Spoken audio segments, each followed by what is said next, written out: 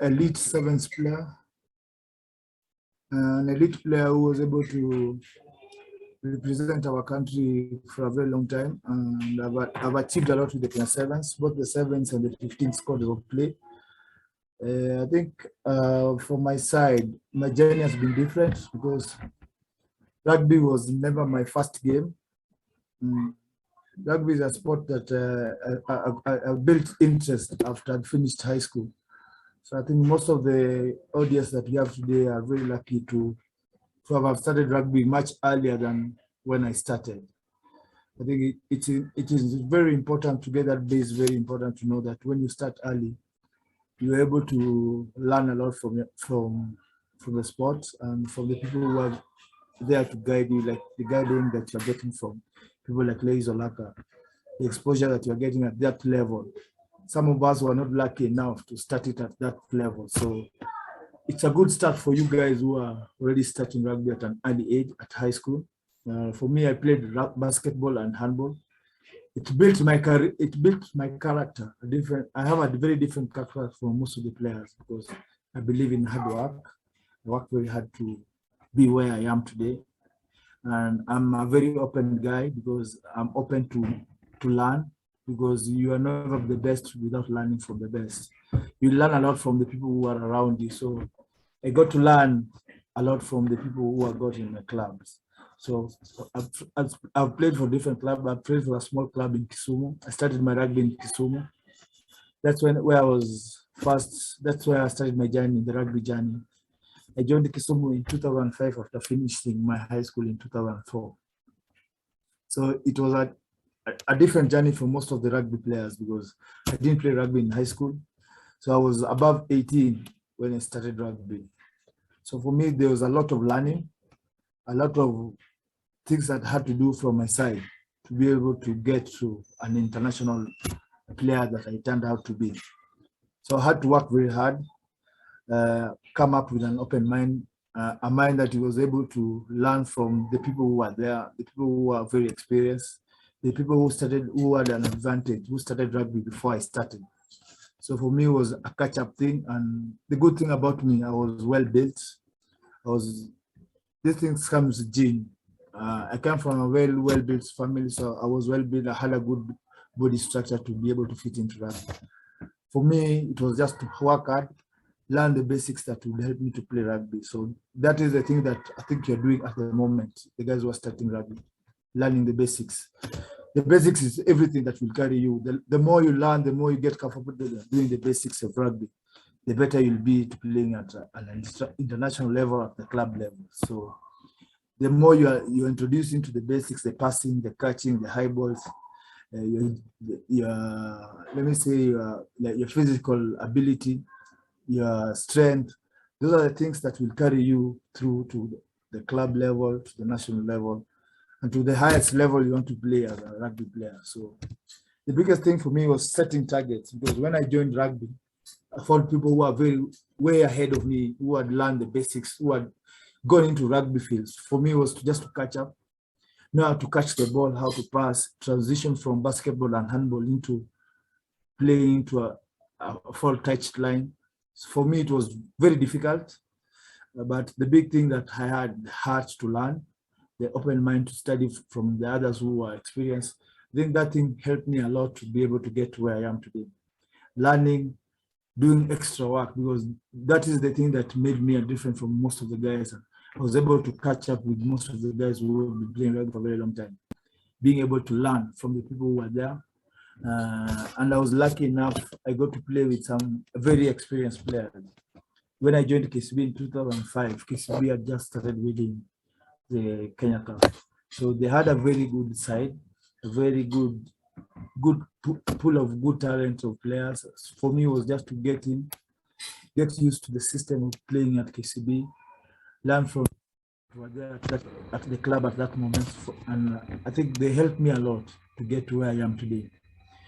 The biggest thing for me was the learning, the hard work that I put, because everything comes through hard work.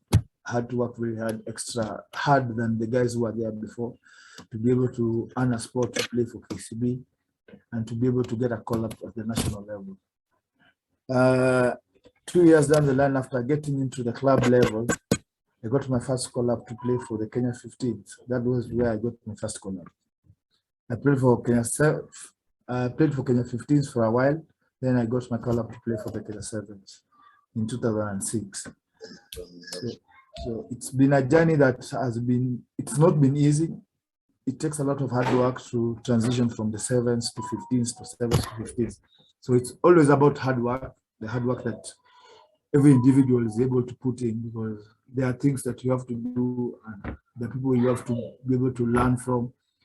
And the process, there's a process that you have to go through as a player, the learning process that you learn from the experienced guys. So I think I went through the process and I was lucky enough to have a very good pool of players to learn from.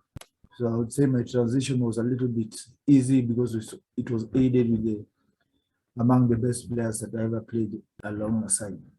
So it's been a tough 7s. There's still a lot of hard work for me to put in because it was not just an easy, smooth transition for me to Kenya 7s and to earn a place. So I had to fight for the shot because there were players at the Kenya 7 at that moment. So it also took me time to earn my place at Kenya 7s. I was called up in 2006 and I ended up making the team in 2000, fully able to go to the full tours in 2013.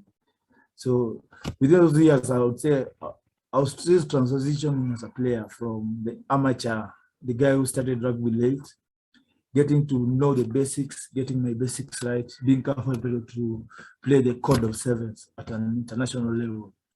So from 2013 to date, I think I've become a player who I just wish, and I used to mirror myself doing that, because I set my goals right, I worked toward my goals, and I was able to succeed towards that. The biggest thing for me that worked for me, I think, is the hard work that I put. Hard work means the extra things that you have to do as a player, because everything that you are taught, the things that you do with your coaches are not, I would not say they're good enough to get you past that level of getting yourself to be among the best. So the extra works that you put when you are not around the technical bench or your coaches who help you with the training, they're the things that will be able to help you in the future, because I kept on working very hard. I worked very hard on my gym, on my strength. I worked on my basics, and most of the things just followed. Most of the things just followed me after that. I got called up. I got my jersey at Kenya 7s. I was a regular traveler with Kenya 7s. I was playing both they call the 15s and the 7s. I present the 7s, come back and present the 15 side. So I was able to win a lot with the Kenya 7s and Kenya 15s. So this journey has been through hard work.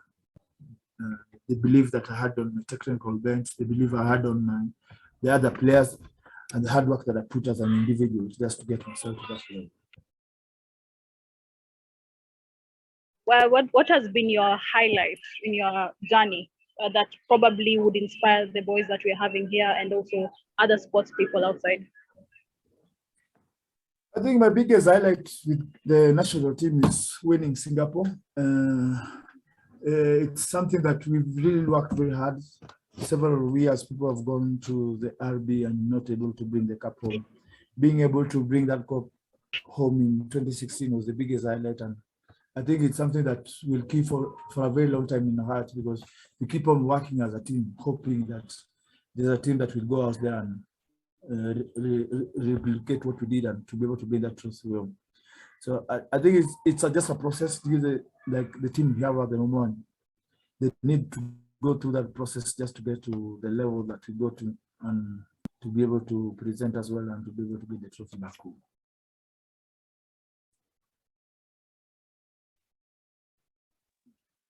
Thank you very much. So I think we'll now have the students asking their questions. So due to technical issues, I've moved to a different room, so they'll just be coming one after the other. Okay. All right.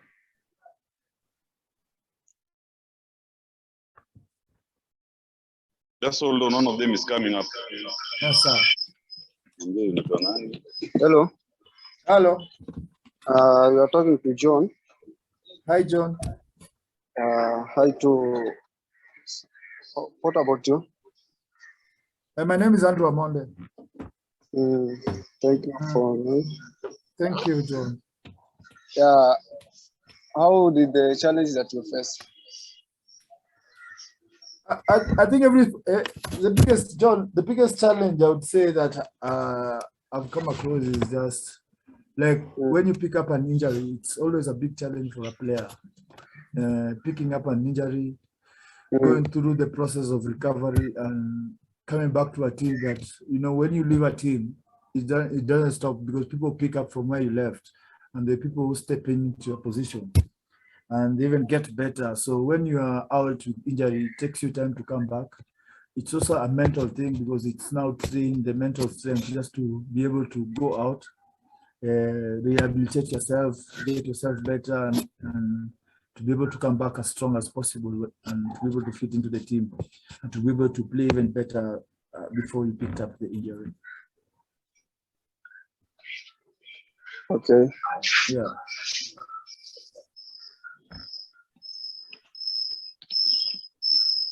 Thank you, John. Andrew, another question. I think what we'd also like this case to understand Yes.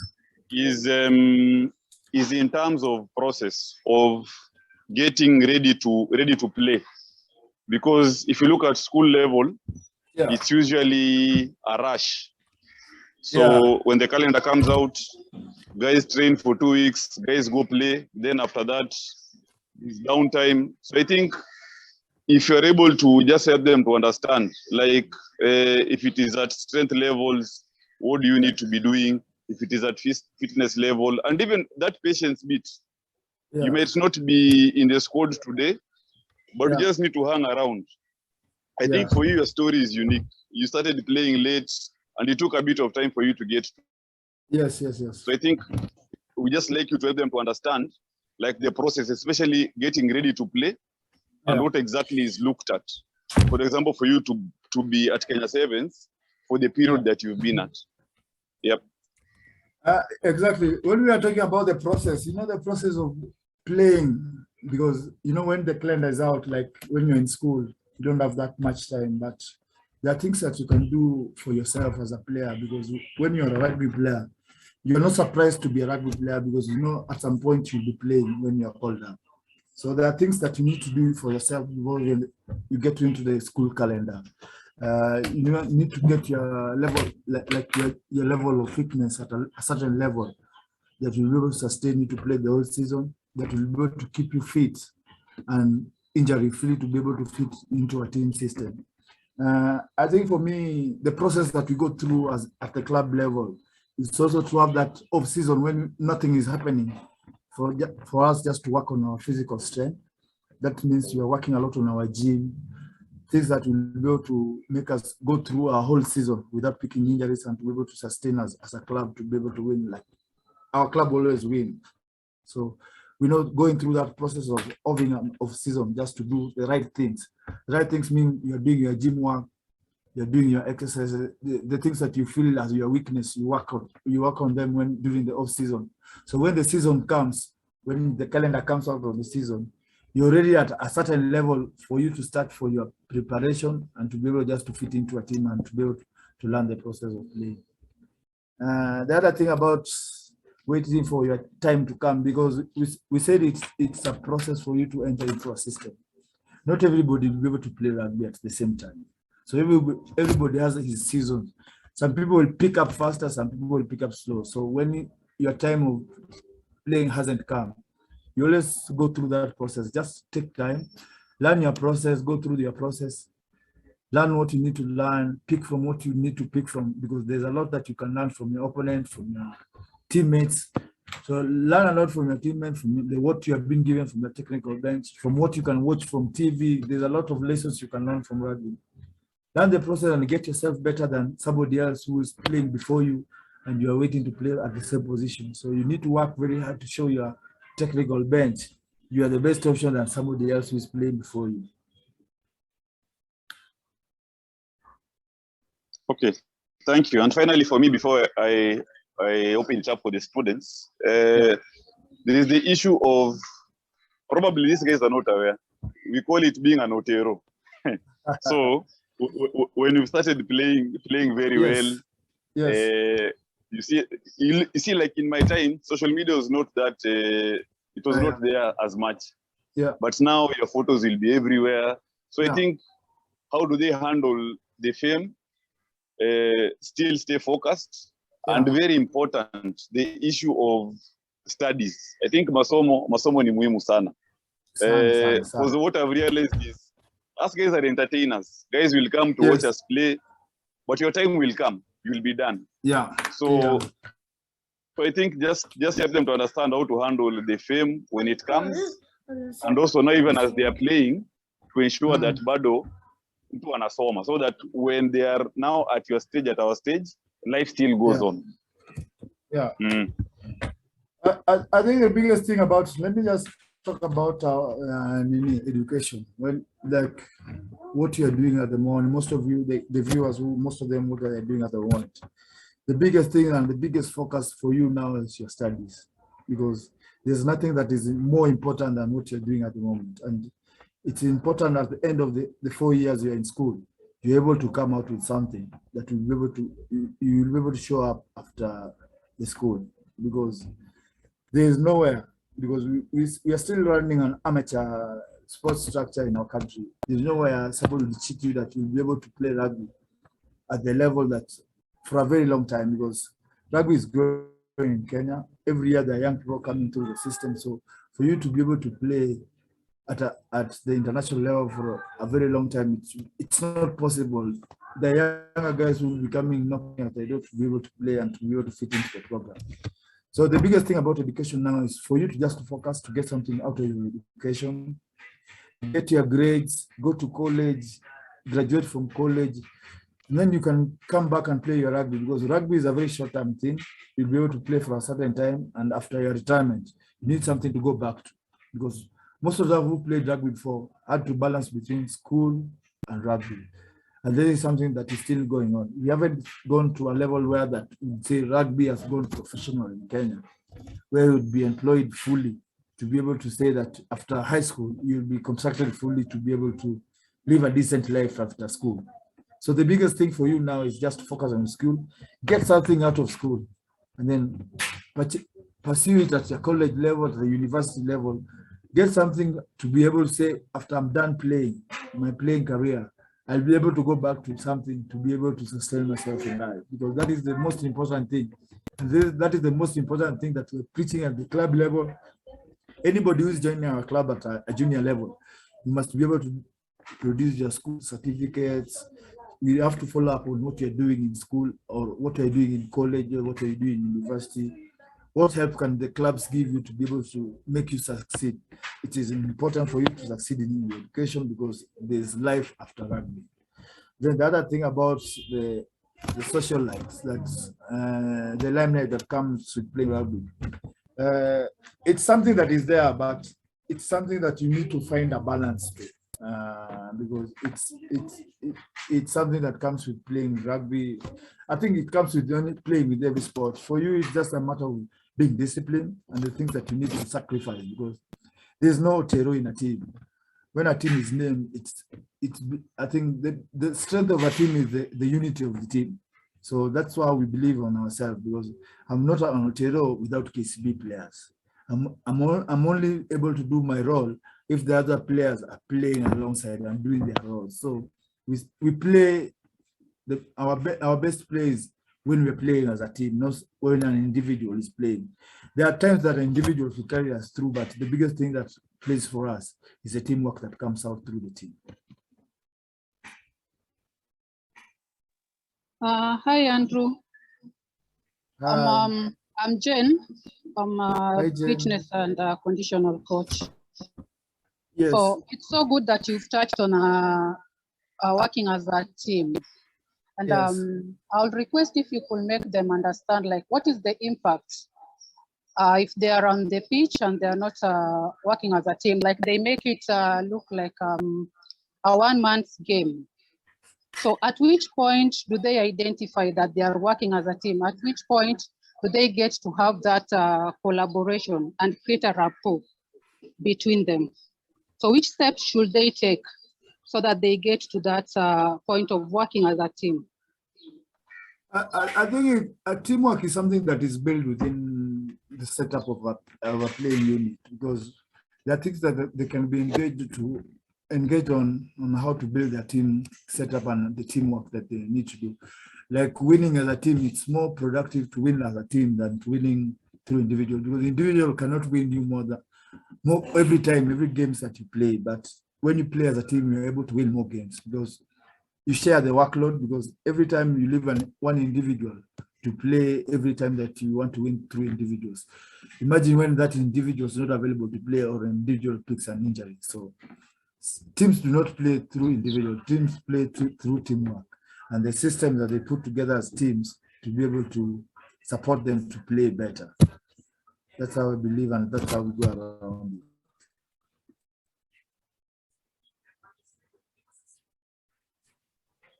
Olaka?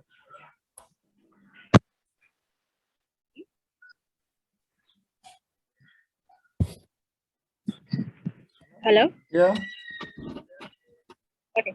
So you are also a coach besides being a player. What can you say that you've gone through the training?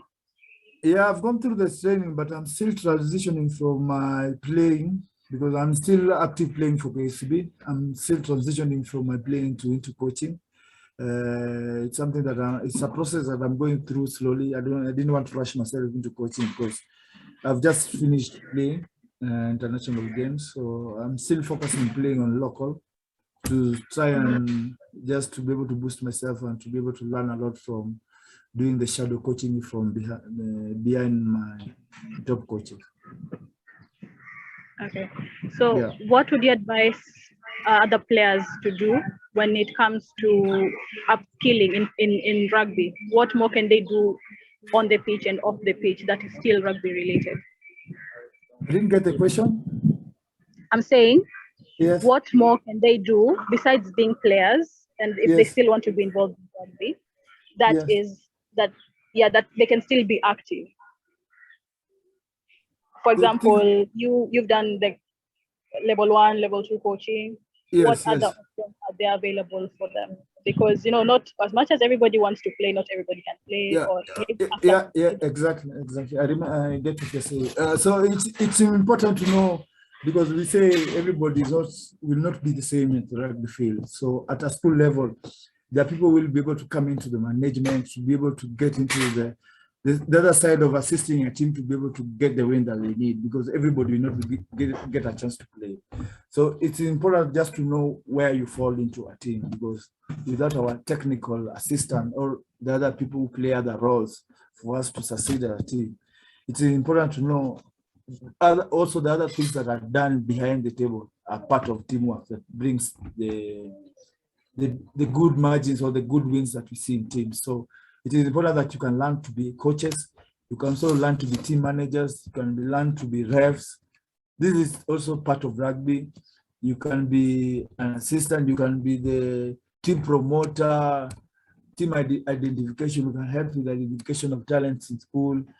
There are a lot of things that you can do around rugby to assist a team to be able to win. So you don't have to limit yourself only on playing. You can also be a coach, a judge, a touch judge, the ref. So there's a lot you learn from rugby if you're not able to play as an individual.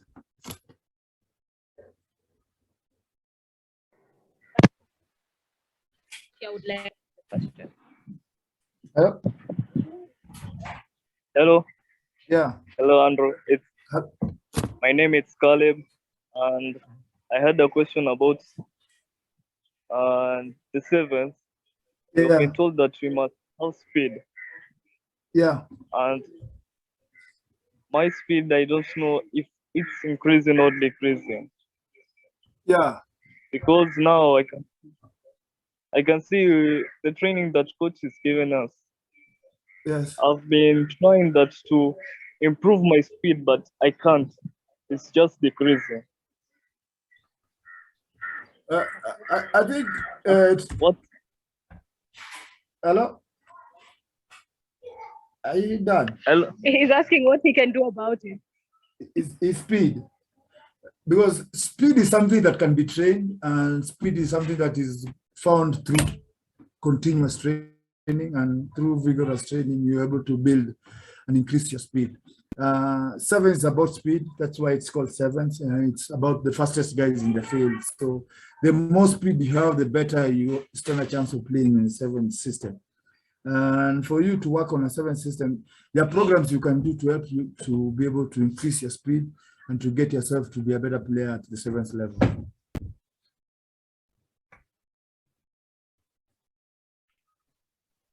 Okay, thank you. Okay.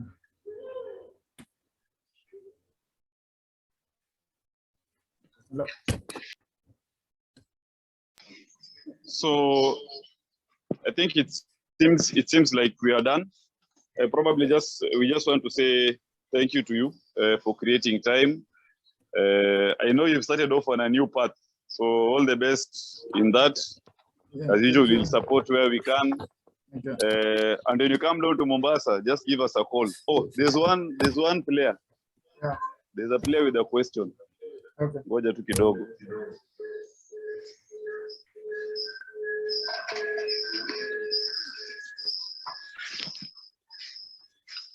Okay. Hi, Andrew. Hi. I'm Vincent, one of the players of the academy. Yes.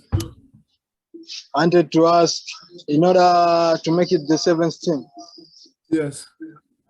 which abilities must you have in order to make the seventh team? I think the biggest thing that you need to carry for yourself are the basic things about rugby: the catching, the passing, high balls, and then the knowledge about the seven squad game. If you are very knowledgeable, because you know the knowledge that you get from seven is through watching. You've watched most of the games, you can be able to do most of the things that some of the sevens players are able to do. It guarantees you a place to play as a seven. So you just shine yourself and put yourself, giving yourself a chance of playing sevens. You have to be able to be understanding, you must have a very good understanding of seven squad of play, and to be able to understand how to play sevens and to be able to execute most of the things that the sevens are able to do. And speed is paramount because sevens is a very fast game. You have to be fast and you have to be very strong. Yeah, okay, thank you. Yeah. Sawa. So Isabel, Taseka, you're okay. Aye. So again, Andres was saying, asante sana, thank you for creating time. All the best in your endeavors. Yes. And ukikuja Mombasa, tafadhali tutembele. Sasa. It would be good if you can do a physical engagement. Sasa, that's fine. Yeah. Sawa. Asanteni sana. Cheers, Baba. Okay, bye-bye. Bye. Bye-bye.